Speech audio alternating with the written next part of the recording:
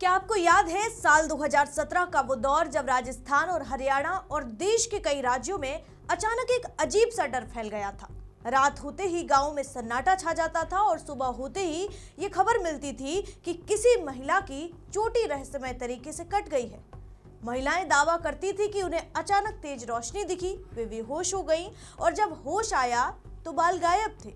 इस घटना को लोगों ने नाम दे दिया भूतिया नाई। कई परिवार इतने डर गए थे कि महिलाओं को अकेले सोने नहीं दिया जाता था।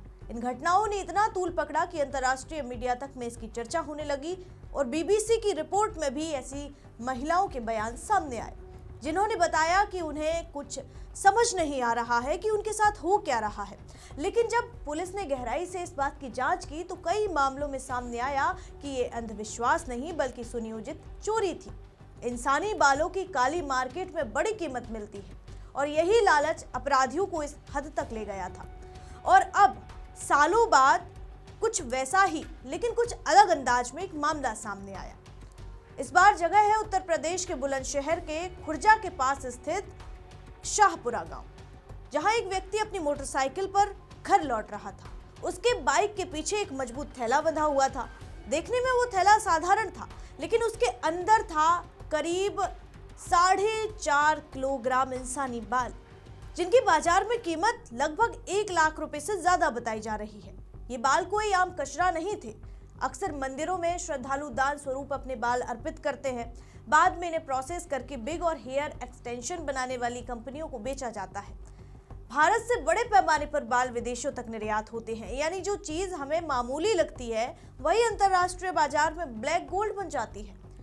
उस शाम भी अचानक रास्ते में कुछ संदिग्ध हलचल हुई और पीड़ित के मुताबिक, जो पीड़ित ने बताया, कुछ लोग उसकी बाइक के पास आए और पलक झपकते ही पीछे बंधा थैला अचानक गायब कर दिया। उसे संभलने का मौका तक नहीं मिला। जब उसे ये समझ आया कि हुआ क्या है, तब तक आरोपी फरार हो चुके थे।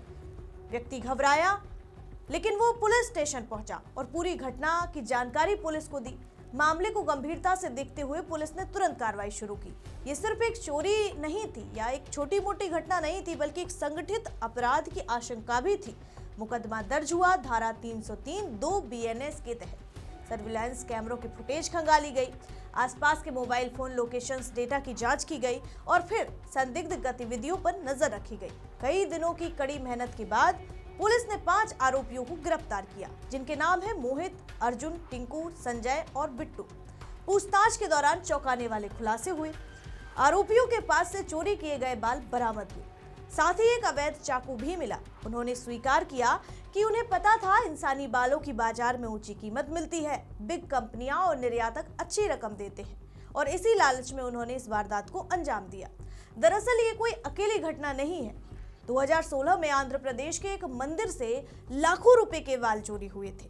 हाल ही में बेंगलुरु में एक गोदाम से सैकड़ों किलो बाल गायब होने की खबर सामने आई थी। इन घटनाओं से साफ है कि इंसानी बालों का कारोबार करोड़ों रुपए में है और अपराधियों की नजर लगातार इस पर बनी रहती है। स्थानीय पुलिस अधिकारियों का कहना है कि जांच अभी जारी है और आरोपियों के पुराने आपराधिक रिकॉर्ड भी खंगाले जा रहे हैं और ये पता लगाने की कोशिश हो रही है कि कहीं इसके पीछे कोई बड़ा नेटवर्क तो सक्रिय नहीं है। कई बार ऐसे गैंग ट्रेनों से माल पार करते हैं या सप्लाई चेन में सेंध लगाकर बड़ी खेप चुरा लेते हैं। ये घटना हमें 2 बातें सिखाती है।